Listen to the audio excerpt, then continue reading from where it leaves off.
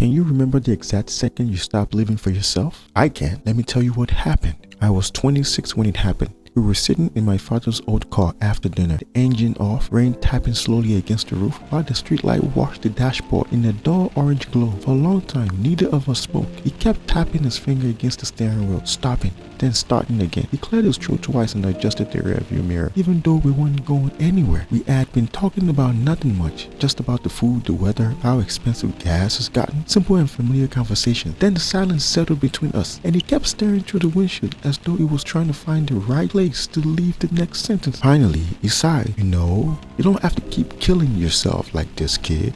The word landed between us, and there was silence. I watched the rain crawl down the windshield while my hand rested motionless on my knees. After a few seconds, he cleared his throat again, asked if I wanted to stop for coffee on the way home, and just like that, the moment disappeared. Typical dad. Say something real, then immediately pretend he never had. But the sentence followed me all the way home. On the drive back, memories began arranging themselves around those few words. Late nights at the office that I'll call responsibility. The safer career I'd convinced myself was maturity. Family dinner where I'm just tired felt easier than admitting I'd forgotten I was working so hard for. For years, I'd been living as though I needed to become someone worthy of making him proud. He had never asked me to. We stopped for coffee exactly like he suggested. We talked about sports, the strange noise the car had started making, whether the cafe had changed owners, ordinary things, but nothing about the drive home felt ordinary anymore. Years later, I asked him if he remembered that night. He looked at me for a second, laughed, and said, "Did I say that?" He honestly couldn't remember. I couldn't. Not because the silence itself was extraordinary, but because it quietly ended the conversation I'd been having with myself for years.